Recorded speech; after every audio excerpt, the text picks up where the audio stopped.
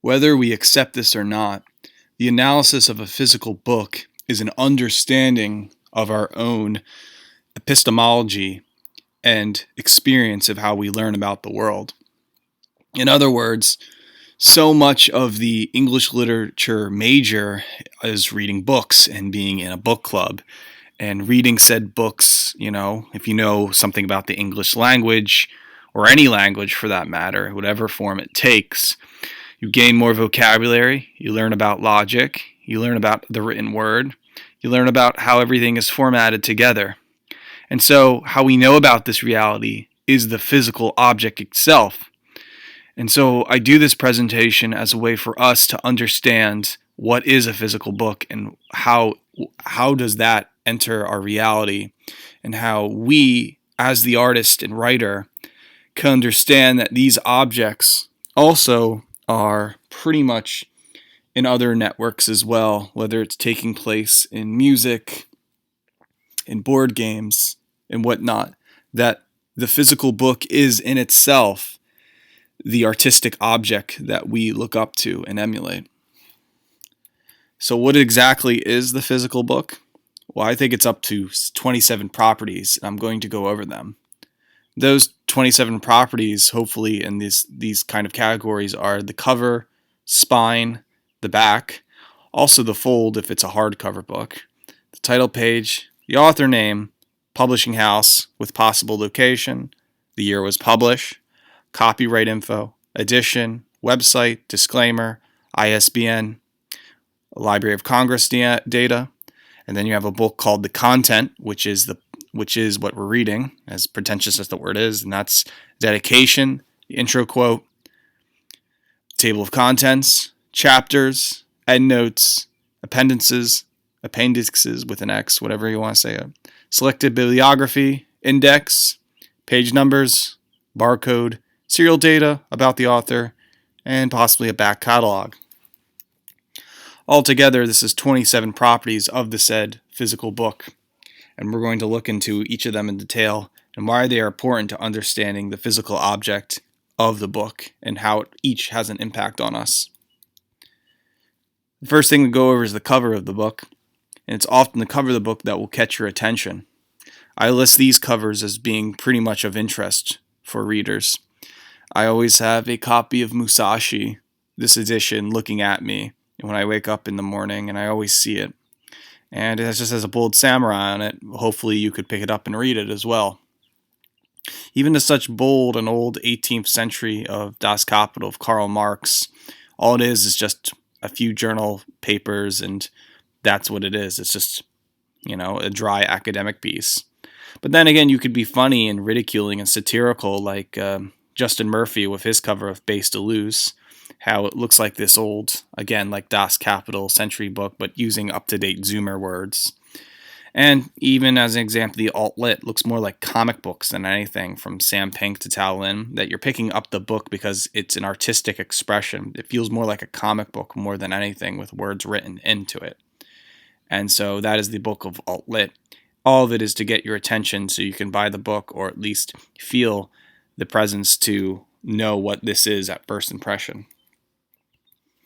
There is the spine, and some people have said that you can actually judge a book by its spine. The spine will only give its author's name, the book title, and the publishing house, sometimes the year. And often in somebody's library, they will have spines of books, jutting out, and you can actually judge, somebody's library collection, their info and their ideologies, but where the spine is coming out and where they're getting their information from. And where to pick up books, that if you're in a bookstore, what book are you going to pick up? The spine is going to have much more actually impact than the cover because of its short, brief wording that you're probably going to pick it up. Often, too, there is the importance of the back of the book. And I give these, 3 examples. You can have one, a bold cover of just what the book is about, or the novel or the nonfiction, and maybe the author's face in the corner. You could actually have a book that covers up anything what it's about through quotes being advocated by big names. And I do this for fun. There was a VHS tape I remember growing up called Cartoon All-Stars to the Rescue. And it was this bizarre anti-drug Ronald Reagan propaganda tape. And I remember looking on the back of that VHS tape, seeing a bunch of American cartoon characters as if they're all joined together to tell me not to do drugs. And that was very tantalizing for me back in the video store when I was 6, 7 years old. I remember used to asking, where's Sonic the Hedgehog, though? You know. You also have the fold, where if it is a hardcover book, there will be the plastic protection on the book. And there could be details about the book and description on its cover to the left, and maybe some description about the author on the right. Most people do read with the physical fold on it, and some people take the fold off for just the bare hardcover book. It could be very attractive a fold, but it's just like the cover in a way. Opening the book, we get to another important part, the title page, the title of the work, the author's name, the publishing house, and pretty much what you are about to read in the next few pages. And what is this object all about, really? It's reaffirming, basically, the cover, spine, and back all together in one single page, or at least the introduction to it. And another thing you must have to point out is the author's name. The author's name is what you are reading. There are some works that have anonymous, and then you don't know what the author's name is, but that's very rare. And then you have something like bizarre pen names like Delicious Tacos. Yes, that's the name, Delicious Tacos, or a name as basic as Robert Smith. The author name is basically the person who brought this work into existence, and let alone the person's imagination, or at least their research on the matter, and what you're about to get yourself into by this kind of God that has the power over you. There's also the consideration of the publishing house. What group of people brought this book into existence? As I have these publishing houses, for example, each of these publishing houses advocate a certain genre of fiction, whether it's to extreme punk literature, to socialist studies, to reactionary science fiction, to fringe Catholic conspiracy theories. All of this makes sense in some sort of a way, and you expect certain similar books published out by that publishing house. And do we realize that this work of science fiction is going to be published by a group of science fiction people who have certain ideas about the world? And so it's very important, just like the author, to file the publishing house, as the publishing house could just be an agency putting up puppet author names to put out certain propaganda works of art, maybe, or certain ideas. Another thing that's very underlooked is the year of when the work was published. So this is the year 2021 as I record this. Now ask, where is the present year presented in the work that you have? I believe the year is the most underrated part of the book, or any work of art, and I ask why? Because everything is historical, whether something was made in 1999, 1986, or in 2021. We can get the whole cultural zeitgeist of why the work was recorded, what were people thinking. Even through that year, we can see what historical medium, the paper that was used in the factory, to the art at the time. The history is the most important part, as history is constantly changing, and times as well. Another thing to look at is the copyright page. A copyright page is pretty much has its famous disclaimer, as well as certain data information. As much as you want to be an advocate of intellectual property laws, there are people who are highly against IP laws as well. And it seems like only in the Western world do you see the copyright page of IPs being everything. And the whole thing of, this is purely coincidental, and that you can only record this for academic reviews or something. But here you'll find all the data that I will go into eventually inside the copyright. And this, again, is also important to understand, because we understand what the text is the person's identity is within this text, and their importance, that this is a work of literature or arts on the pedestal in dialogue with others who are also copyrighted. So that's why I think copyright is very important, because it's showing that this isn't just a fringe-o weird. This is in the Library of Congress. This has a copyright. This is this is a physical book up against a giant empire. Under that same, you'll find the editions of the books. And editions, I use example as Dungeons and Dragons, as editions of books, especially in the academic world, constantly change. The second edition could vastly be different from the first edition, and new stuff could be added to the third edition or completely rewritten. And based on what edition you use, could be ultimately what you are looking at, or it could be outdated. You know, maybe you want to take the outdated. You prefer the first edition over the third edition, or you prefer the fifth edition over the eighth edition. This is important to understand because the editions could ultimately be frozen in time to what the information was saying at the time and how it's being preserved in some way or another. And so the theory is we should always be update to the newest edition, but in all actuality, we might be stuck in time of an edition in the 1990s.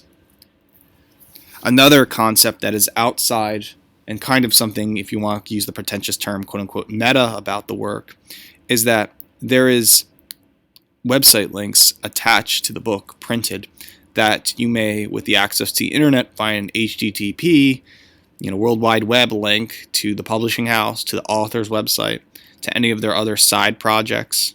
There could just be, reminders that these internet websites that exist as the time you have the book.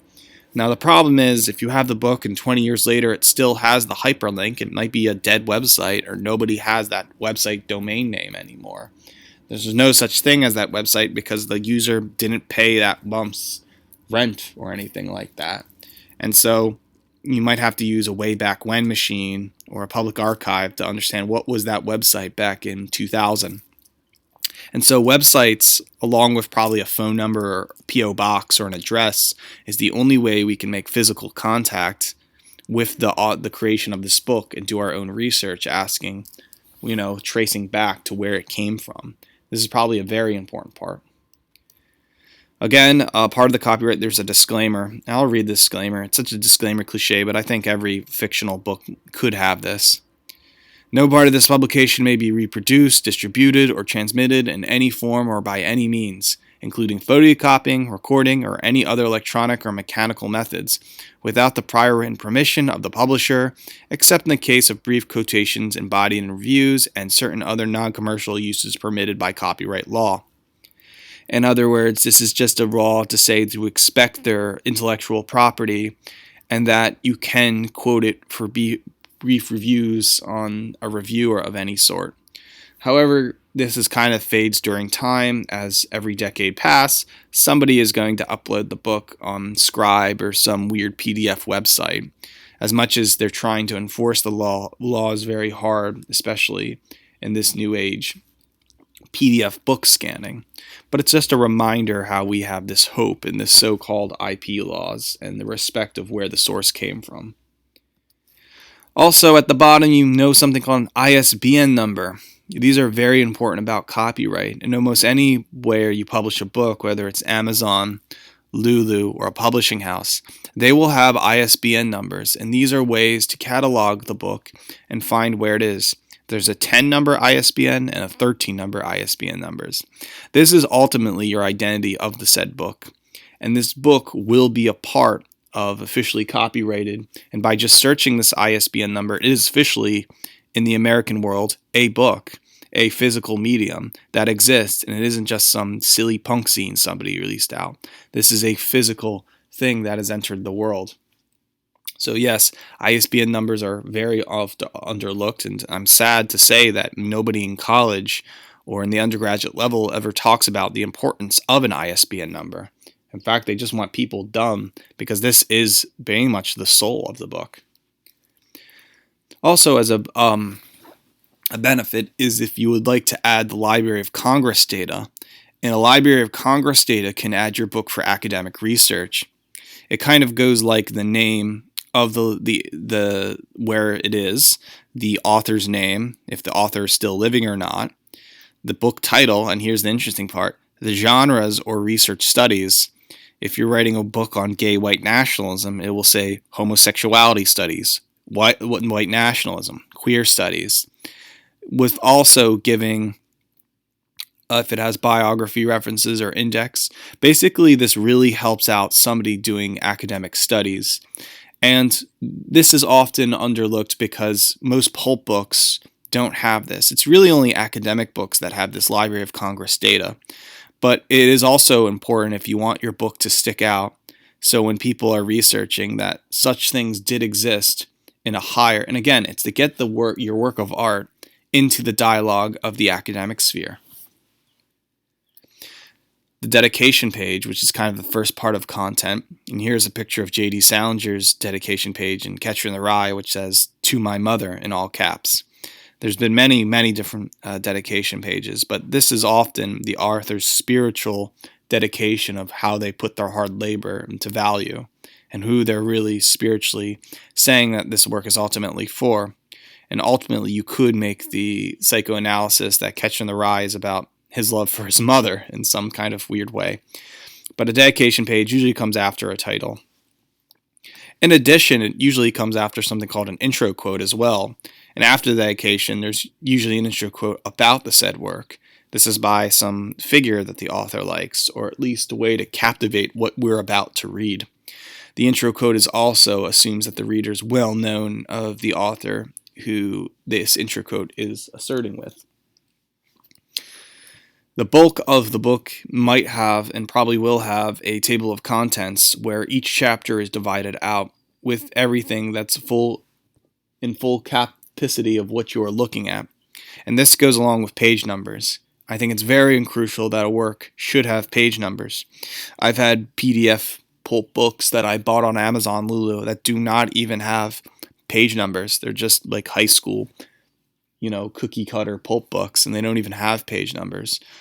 It's so important to have page numbers and table of contents that look after of where each part of the book and their thesis is at. Now, a part of the content of the book is also the chapters. Here's the infamous Paul Clifford first chapter. It was a dark and stormy night. Very captivating, right? But this ultimately gets you starting to read the said book. And each chapter will have something, maybe of an intro quote as well, the chapter's contents, and kind of what you're reading through its argument of intro, the core, examples, conclusion, and all that. Usually at the end of a chapter, too, is there something called Endnotes. When you read a book, there's sometimes little tiny numbers above each sentences. Each tiny number above the sentence will cite back to the reader to look at that chapter's endnote page. The endnote page could be after a chapter, or it could be at the appendix of the said endnotes. Either way, these little notes could be anything from the author's commentary to their diatribe, to a book they cited, to something they noticed from first-hand account. Often the endnotes become more enjoyable than the work because it's the endnotes that give the crux of the author's arguments, or at least what witnesses they saw, often taking the form of Chicago-style work of art, not MLA. Again, going with the table of contents, you have something called the Appendices. I wrote Appendices, depending if you want to say X. And these are kind of like sub-stories of what's happening in the work. You could have an appendix which is completely about a mathematical theory, or about a little story, or about a little digression about the history of somewhere. These are kind of like the side stories that don't belong in the main contents, but they give you that additional, really helpful information. Often this is underlooked as well. It can really help sort out any further arguments, or at least the content, what they're trying to provide for you. Following is a selected bibliography page. The bibliography page will have in classic citation, usually in that of MLA, of the books that they cited or are advocating for further reading. This is also very important, and it's very similar to the catalog, but the catalog is more advocating books put it out by the publishing house. A bibliography are more like books that the author is suggesting the reader should look further into, or at least a part of what they sourced. By having each and every book in this bibliography, one can understand the conclusions and kind of that world reality view of what's this information coming from. Another underlooked aspect of the book is the selected bibliography, as it takes books to make books, in a weird kind of chicken the egg allegory irony.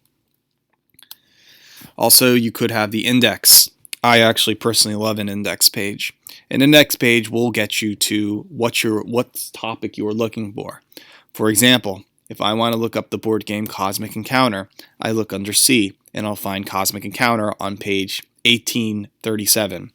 And then I'll probably go in there and with my pencil write inside my book and highlight what I want to know about the index to those said pages about the work of Cosmic Encounter. And sometimes an index will also tell you that you won't be able to find the subject in there. Now with advanced technology, certainly you can open up the PDF file and rate Command F and then look at a certain word. Like, so for example, you want to work up card games, and then card games, the instances of card games only appears in 5 pages. Back then you didn't have that technology, so you had to rely on how good the index was. So if the card games were listed on a few pages, maybe the word card game is actually referenced in another page that the index is not taking up. Again, an index is not perfect, but it's trying to find at least the word finder for the viewer to find where these things could be found in the pages. As I said before, it is very, very important that the book have page numbers, as without page numbers, it literally feels like you're walking in blind into a dark forest. With page numbers, you can find where and what exactly the quotation or the subject is at a very expressive way of flipping through the pages. You might actually find a barcode inside the work of the physical work.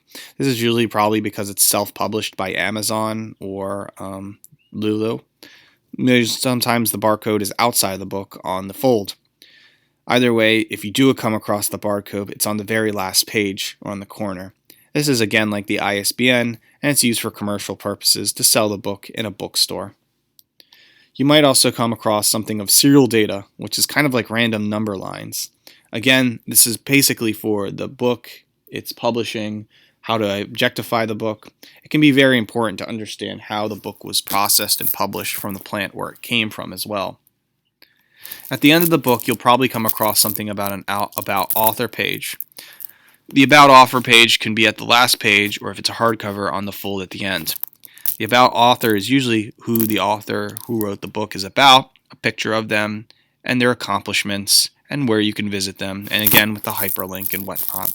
It's a very important part of what you're getting yourself into, and can probably sum up where the author is coming from when presented with the argument.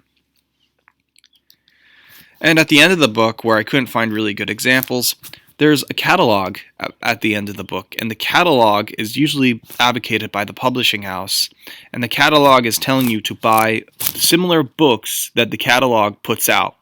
This is so they can make money, make profit, and keep going as a book industry, a book company, and thinking that you, the reader, is also a consumer to give them, throw them out $20, $50 and buy all their books that they have on display.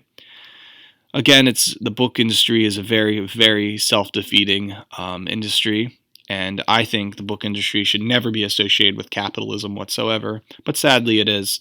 And catalogs, whether it's for pulpish reasons or not, can be actually exciting, where you're seeing how this book intersects and relates to another book, which means those authors talk to one another as well. And so with those 27 properties, they make up the physical contents of the book. I guarantee you that these said 27 properties are in a book like Paul Cockshot's How the World Works, The Story of Human Labor from Prehistory to the Modern Day. I just use this as a random example, is because the book is a substance and a collection of those 27 properties. And that is the analysis of a physical book. So again, as I was trying to argue, that these book properties can transfer to other artistic medias, and that includes music albums from vinyl, cassette to CD, to board games, to physical movies from VHS, DVDs, you name it, from video games to its old vintage cartridge form to its disc or even whatever medium it takes, and comic books. Again, it's redundant to actual books. I mean, what's the difference, as I was talking about alt-lit earlier? But I have to mention comic books because sometimes comic books are all just pictures.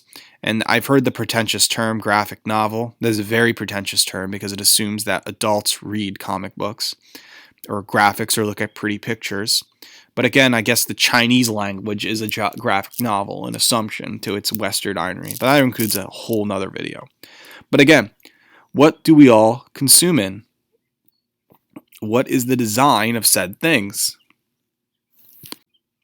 And I put emphasis on design because the 27 properties of a book all make it up to our definition and analysis of the physical medium of the book, and ultimately the transfer of what we know as published art.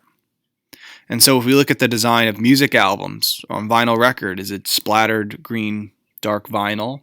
Is there 2 vinyl discs? Is there 1? Is there a groove lock? What about board games? How's it open, the tray and whatnot? And the pieces that came into it. The physical movies, are they old? Are they new? The VHS, is the shell of the VHS tape pink? What about video games? Is it old? Is it new? Do I have to have a certain system to play with? Does it come with a manual? Is it for kids? Comic books, how big are they? The pictures. Is it, and you got to think like this.